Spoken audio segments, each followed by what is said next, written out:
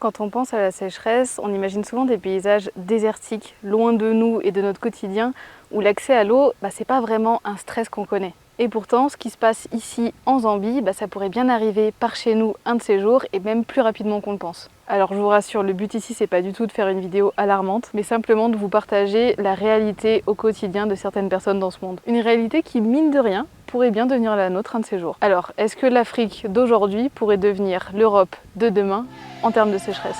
Salut, moi c'est Olivia. Depuis 2021, je voyage en Afrique en 4x4, allant à la rencontre de personnes inspirantes et en quête d'histoires authentiques.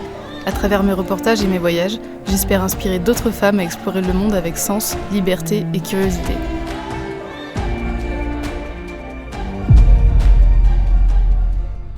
Je peux officiellement vous dire bienvenue dans cette nouvelle vidéo, bienvenue dans cette nouvelle aventure. Il est temps d'aller découvrir la Zambie. Kibo est prêt, tout est prêt. Enfin presque, parce qu'en vrai, hier j'étais censée regarder un petit peu un itinéraire, ce qu'il y avait à faire en Zambie. Il s'avère qu'à 18h, mon réseau s'est coupé. Je pensais que ça serait juste une petite panne pour 1 heure ou 2, ce qui arrive parfois. Eh bien pas du tout, il est quasiment 11h, mon réseau n'est toujours pas revenu, donc j'étais couchée à 21h, toute fière de me dire oui, je vais passer une petite heure à regarder internet, les blogs et tout ça. Eh bien pas du tout. C'est un tel bordel ce croisement. Alors moi faut que j'aille à droite. Je fais comment si je veux aller à droite? What the fuck? Ok, on va dire que je suis sur le bon chemin. J'écrase pas la moto, j'écrase pas la voiture. Et en fait, faut que je me prenne personne. Go, Olivia, go. Situé au cœur de l'Afrique australe, la Zambie est un pays sans accès à la mer. Il compte environ 20 millions d'habitants répartis sur un territoire vaste, dominé par des plateaux, des savanes et des grands fleuves. Le plus célèbre d'entre eux, le Zambèze, qui donne son nom au pays, l'économie repose principalement sur le cuivre, l'agriculture et l'énergie hydraulique, qui dépend directement des précipitations. La Zambie est un pays à la fois riche de ses ressources naturelles et confronté à de nouveaux défis environnementaux et économiques. Sa capitale, Lusaka, se situe plus ou moins au centre. À moi de décider dans quel sens je veux commencer à découvrir le pays. Et quand on ne sait pas ce qu'on veut faire, on ne se précipite pas. Je suis allée juste à 1 heure au sud de Lusaka dans un camping au bord d'un lac de barrage. Ça me coûte 5 € la nuit, franchement c'est tranquille. Il n'y a pas énormément de spots sauvages proches de Lusaka, donc j'avais pas envie de me prendre la tête. Et puis c'était pas plus mal de pouvoir me poser toute une après-midi avec internet.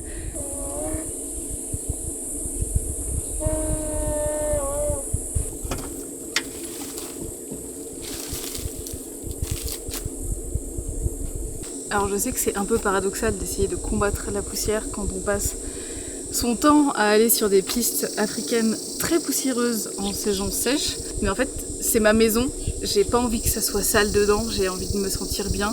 Donc je prends toujours 5-10 minutes à tout laver tous les soirs. Au moins ma maison est propre, je me sens bien dedans. Je suis pas non plus maniaque, je cherche pas la moindre petite poussière ou quoi, mais juste d'un point de vue général, je trouve que c'est pas parce qu'on vit dans un 4x4 et dans la poussière qu'on a besoin d'être sale. Ça c'est un gros cliché que moi j'aime pas entretenir. Je suis quelqu'un de propre et ma maison est propre. Quels sont les blogs qui parlent de la Zambie? Donc il n'y a pas 15 millions d'infos en dehors des Victoria Falls.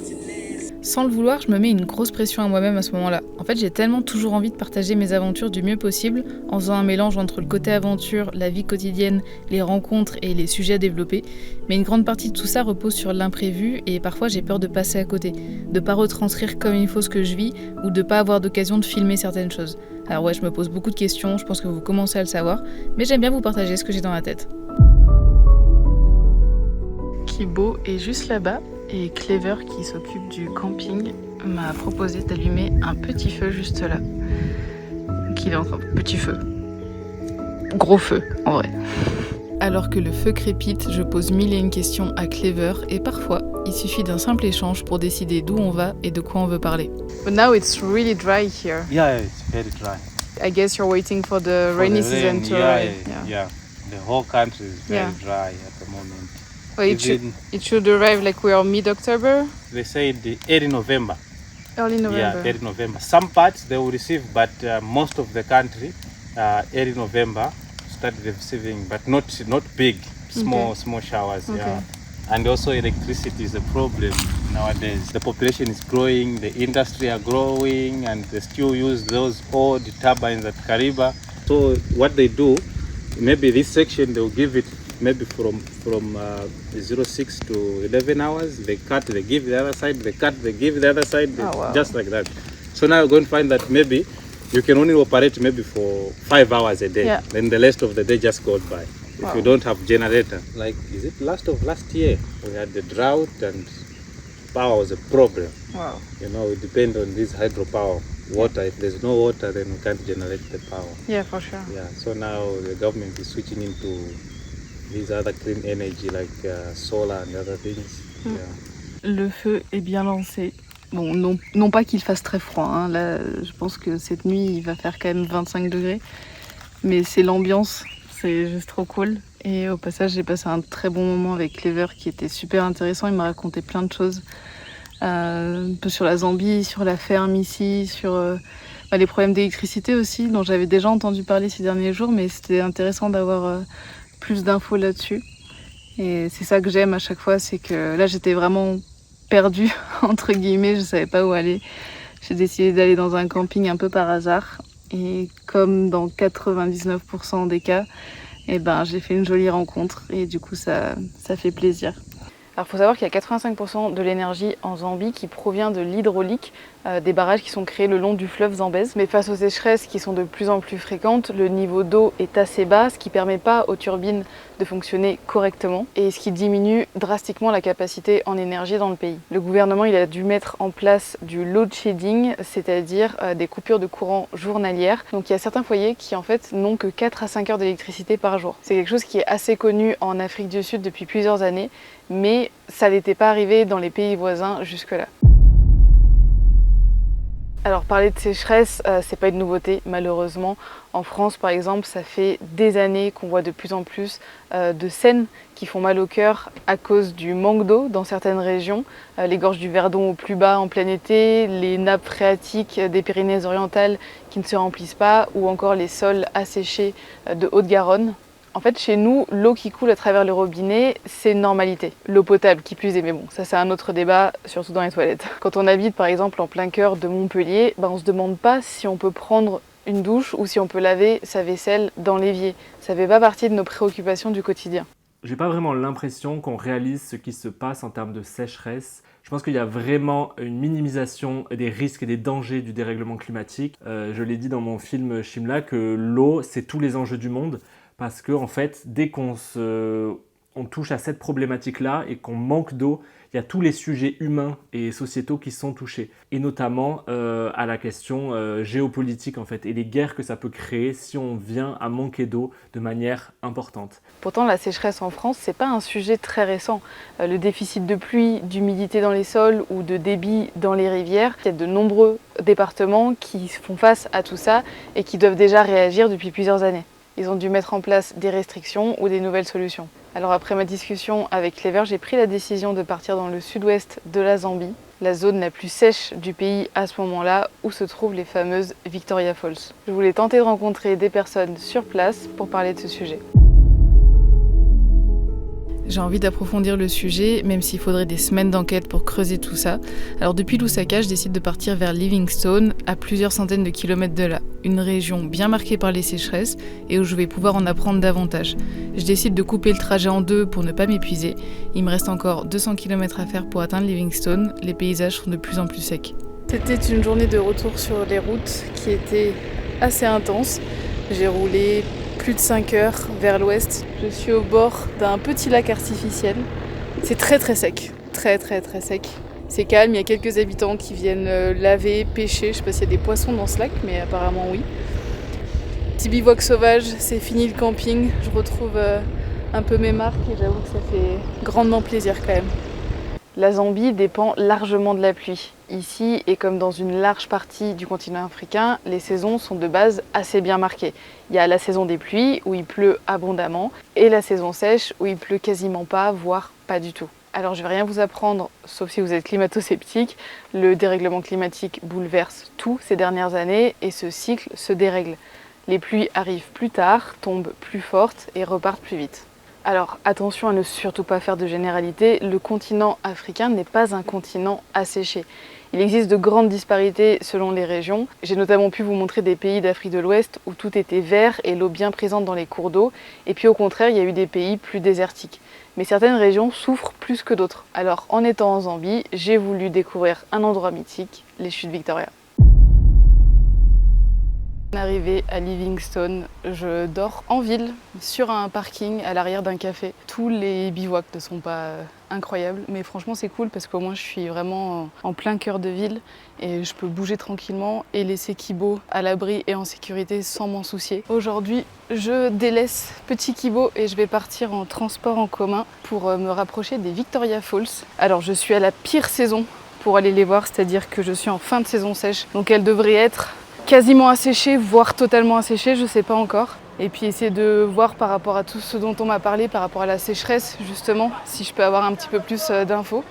Donc je vais en ville, je vais chercher un bus qui va me déposer au Victoria Falls. Et normalement je suis censée payer 15 kwacha, c'est-à-dire 50 centimes pour 10 km de trajet en minibus. Donc je vais déjà voir si j'arrive à trouver le minibus.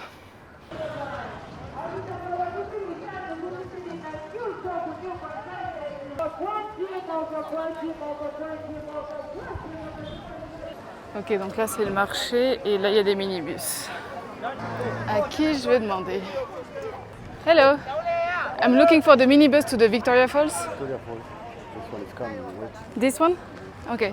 Moi j'ai trouvé. Falls border, falls border.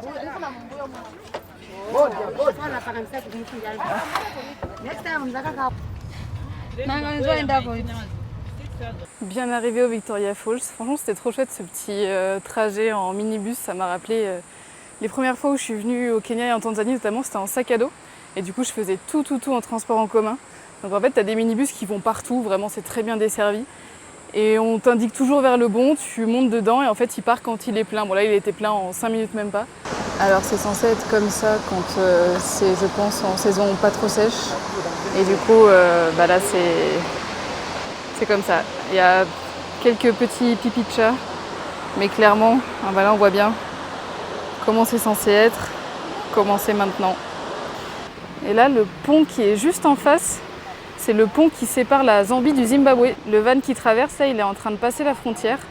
Mighty Zambezi River, it is the river which forms the Victoria Falls, the falls which is bounded between the two countries, Zambia and Zimbabwe, and which is the world's largest waterfall, records 1.7 kilometers.